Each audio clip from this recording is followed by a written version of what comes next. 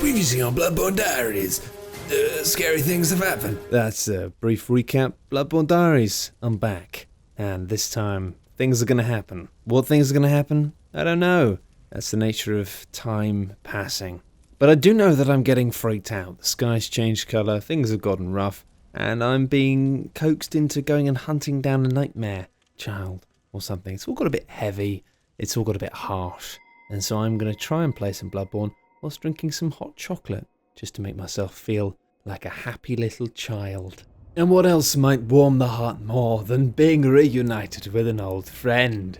Yes, you may remember this gentleman from a certain stream series with a certain Mr. Bratters, who helped us through a great deal of Dark Souls 2. And although I didn't really feel like I needed much help in Bloodborne, he was quite keen to come along and take me on a tour. And so I thought, why not? The Nightmare Frontier. It's an area that by all accounts I don't think I'm going to enjoy. And sure enough, it's a lot more fun when you've got a friend. So we jaunted around, running over cliffs, stabbing werewolves that have kind of horizontal teeth faces, and having a whale of a time with some squids in a big bath of washing up liquid. And it was all fun and games until I chased after a little treasure monster and then got unceremoniously crushed to death by a single boulder. But you've got to laugh, haven't you? Yeah, you do have to laugh. And yeah, this area is rubbish. I liked it originally, I liked the grandeur of it, but it's a bit messy, isn't it? Like, there's a lot going on, you've got lots of these rough cliffs, you've got all these flowers, you've got all these broken, gory tombstones. It's nice, but there's just a bit too much going on, and you can tell, because I don't know if it's that or the co-op, but man, the game's frame rate in this area seems to be getting very dodgy. And I'm quite pleased to be running through this with an escort, because I don't think it would be a great deal of fun on my own. And when it came to boss fight, I'm pretty sure he was hanging back a bit, letting me take on most of the work, so not to give me too hollow a victory. That's what it felt like anyway. Initially, I think he ran in and got a decent attack off, but after a while it was just sort of, it felt very much like it was me and this hellish Cthulhu beast. Mano a mano, just with another mano on the side, like a sort of a side dish of chips. Although admittedly I was hugely thankful that my co-op partner was there when, at the very last minute, when the creature was on no health at all. Look at this health bar, there's no health. I died. And yeah, and then thankfully, my friend was able to run in and kill the boss. So the boss died, but so did I. Cool, that's fine. And I'm a bit gutted to report that I don't think I can go to the Hypergean jail anymore. I don't know why, but it seems to have locked it off from me now. I can't do it, which is a shame because I'd barely done anything there, and I was looking forward to going and killing the big electric dog. And I never really looked outside much either. Boo! Boo! That's annoying. Bloodborne. Anyway, so I'm going to just go back and do a bit of chalice stuff, because I have to do some chalice stuff, because I got a chalice from killing the chlamydia boss, and yeah, I don't know what else to do. It's either that or Hidden Village, and Hidden Village is a bit scary.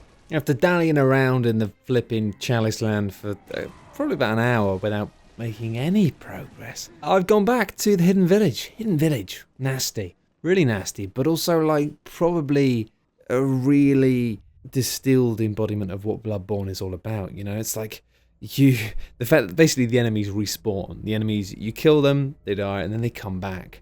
And there's probably a way to stop that from happening. I think you have to kind of kill certain enemies that stop that from happening, very much like in Dark Souls with the old, you know, pyromancer dudes and skeletons. But in this, it kind of feels a lot more like you're just being encouraged to keep pressing forwards. And this whole tendency to not give you a shield, this whole thing of being like, you know, keep going, be aggressive, be aggressive. This feels like the kind of ultimate distillation of that, in the fact that you really want to just try and pick off the enemies one at a time, drawing them back. But then if you do that, there's so many enemies that they start respawning more quickly than you can be killing them. So you need to be either rushing past them or getting in there. And there's no going back. I mean, you know, you can start running backwards through the old routes, but every time you try and retreat, there's a good chance you're just going to be running into the same enemies you fought before. So this is incredibly nasty, but I think I'm doing quite well. I think I've got my head into the right mindset of just having to be aggressive and pushing forwards and not having that fear that makes you run back. But, wow. It's getting mean, this game. It's getting mean. But one small positive I did just notice is that I got to a new lamp and I looked down what was below that lamp and it's the jail. It's the jail, whatever it's called. Which means it hasn't been locked out forever. It's just down there. Hopefully I'll get to go back to it at some point and do all of those lovely bosses. And earlier my man JC, who did a little bit of a Nightmare Frontiering with me, left me with a little bit of a clue as well. They sent me a message saying that I wanted to fall down the stairs somewhere. And I fell down and eventually I found a key for somewhere in the cathedral. And there was a note next to it that said Wondrous Key. So I'm very excited about this. But I've been playing Bloodborne for a very long time today. So I'm going to stop playing. And tomorrow I'm going to play around with that key. His name was Madless. He had a new key. It's really hard to rhyme cathedral, actually, with anything. Anyway, I've got a key. It's a new day, it's a new dawn, it's a new life, and I'm feeling like playing some Bloodborne. So I'm going to find this bloody cathedral door. Although I don't remember any locked doors in the cathedral. Anyway, I'll find it, whether it kills me or not. So I've wandered around the cathedral wall quite a bit, and I can't find the door that I'm looking for, but I did find this old girl. Yeah, the crow, the hunter of hunters. She seems to have had a rather not quite a sticky end, but she doesn't look like she's far off a sticky end, which is a shame. I really thought that, yeah, I liked her character, and I kind of thought that she was going to end up hunting me, but she's been taken out by something in the cathedral, and she's politely asked me not to go and kill it, because she wants to kill it, but she doesn't look in a very good state to do it. Although, out of respect for the character, I kind of want to leave it. I kind of want to not fight whatever's in there. But, I suspect that the door I need may be in this room, which means I might not really have a choice in the matter. I know, it probably sounds a bit loopy, but I did spend quite a bit of time scouring the whole cathedral area, trying to find if the door was anywhere else. And I know that, like, the whole point of this is they say, don't go in, don't go in, don't go in. And then you're supposed to go in and do it, but I don't know, I really like this character, and they've asked me not to do it, so I don't want to do it. I don't think I've got any choice, unfortunately. I think I am going to have to go in and face whatever's in there, but I really did try and go out of my way not to. Maybe that makes me, I don't know. Inside, as I thought might be, as a hunter. And yeah, some cool clothes he's wearing. And seems to be doing some weird stuff here with poison. Seems to be poisoning himself, but then healing himself as well. Quite a tricky customer. I decided to try and go in and chuck some numbing potions at him. See if I could use them with the cloud potions. Because I thought they made you invisible when you stand still, but that's something else. These things actually stop people from healing. But he's quite hard to hit with them. And even when that's happening, he's still quite hard. This guy is kind of really tearing me a new one, if I'm being honest. Alright, so this guy has handed me my arse on a plate so many times that I'm beginning to feel like I'm at an endless bottom buffet.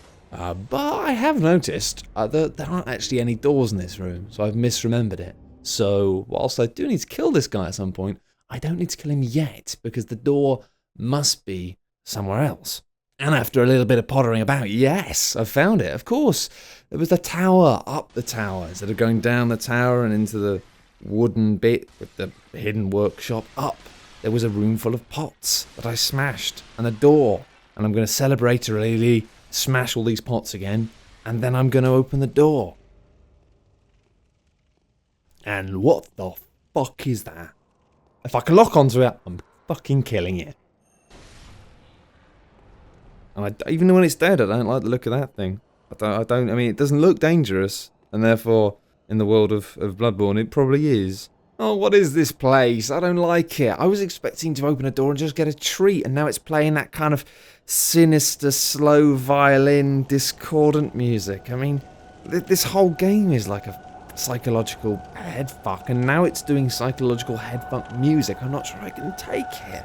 Alright, so this place is peak creepy. It's just not nice. There's loads of these little sluggy things, and you know what? I haven't even been hit by any of them yet, but I'm afraid of being hit by them so much that I'm just being super cautious. They might even not be dangerous, but I'm really afraid of them. And it's just, everything about this place is just nasty.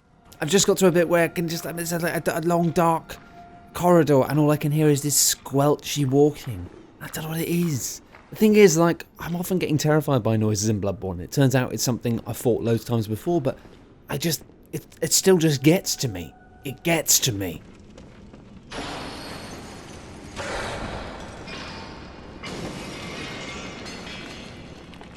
It's mostly just wolves in here. Wolves I can deal with.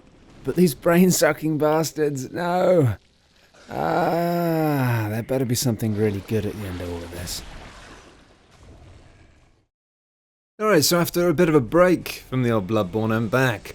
And I'm not going to go and investigate what's behind all the squishy men just yet, because I've been on the internet and I've been talking to my friend Quentin Smith, and I was talking to him about Cainhurst, and he said, "Oh, that boss." And I was like, "What boss? There isn't a boss at Cainhurst." And he's like, "What? There is." And I was like, "What?"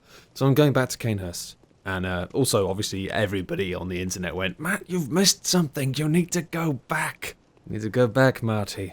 Back to the Cainhurst." So yeah, there's going to be a boss. And I'm going to kill that boss. And it's probably going to take me a while. So I'm going to drink some coffee. Yeah, alright, yeah, this is looking a lot more bossy. And yeah, it's an old dude with a stick that does magic skulls. Yeah, this boss fight was, coffee combined with this boss fight has made my heart go boom, ba boom, ba boom, ba boom, ba boom, ba boom, ba boom, boom. It's quite an exciting one. He did kill me. He did kill me. I'm gonna cut to the chase there, but I was so close. My first try, I was so close. But yeah, quite a nasty fella. Quite a nasty fella. He kind of starts off with all of this skull magic, and then he did this big magic spell which just caused loads of swords to appear in the sky, and they were like firing around at me a bit, and that was intense. And then he was just running around after me with his scythe, like a traditional sword bastard. Managed to get a couple of really nice counters in, but it just wasn't enough. Although actually I've run out of bloody health potions again, so it's time to do a bit of grinding. I've realised this is really, really cool. I came back here to Hemwick, and I can see in the distance, I can see Disney Castle, Happy Funland. But, and this is I love this, but if I go down to the path, there is no path. The path ends, which means that little carriage thing that took me there. I got mixed up there. I kind of was supposed to go across between like with the Zelda thing for the yeah, Zelda meets Twilight Zone. Doesn't really work. Anyway, after about 5-10 minutes of running around killing the same things again and again and again, I'm going back to the rooftop for a little bit of a showdown again with Mr. Oldface. Third try seemed to be the charm with this guy. It wasn't actually that bad. I was freaking out. I've realised I seem to make a habit. I did this exact same thing with the Bloodstarved Beast of thinking, oh, gotta do a tricky boss in Bloodborne. I know what I'll do. I'll sit and have a very strong coffee and then find that my heart is just going nuts. And it stresses me out. But, you know, after a little bit of a chilled out session, I meant to come back, took my time with it, and just, yeah, not a problem. This guy is dead. And he dropped some pretty cool stuff. Obviously a whole, bucket full of souls, wicked, but a crown as well. And this crown is a crown of illusions, which has a really cool description. Actually, now I've spent more time reading descriptions in this game, the writing is really lovely. Some of it's just brilliant. Anyway, put the crown on, and it talks about, what illusions did this see? The crown of illusions. And sure enough, there's like a whole extra bit of the castle, which just I can now see because I've got a crown of illusions on. Fantastic! This is the best illusion since Mickey and Donald's Castle of Illusions. And it turns out that this illusion is mostly horses. Mostly just statues of horses. Oh, if only Brat was here, he'd be having a bloody field day. And up here in this room full of statues, we have a lady. Another lady, but this lady's got a bunch of blood by her feet and she wants me to swear oath to her. She told me to kneel. Tried to talk to her, she was not happy about that, thought I was very rude. So I sat down in front of her, wasn't enough. Eventually found the bit where you can just press X to kneel. Did that. And yeah, she wants me to swear an oath to her. Swear an oath to the vile bloods, which is a bit contentious, let me tell you, because I think that they're the sworn enemies of the church. I say that as if I'm smart and I know these things. I only know this because she literally told me this. But I am a member of the Healing Church as a hunter, so that seems like a dodgy idea, but I'm going to do it anyway. If thou wouldst this path walk, I prithee, partake of my rotted blood. Although actually she wants me to drink her rotted blood in order to do that, and I'm not sure, dunno.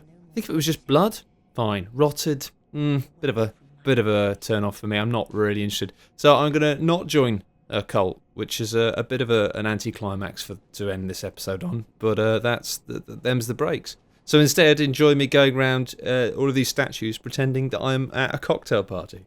Oh, very, very dry. I do enjoy your sense of humour, Reginald. Adams, ladies, please don't fight over me. You both have absolutely marvellous bosoms. Thank you very much for watching. Bye!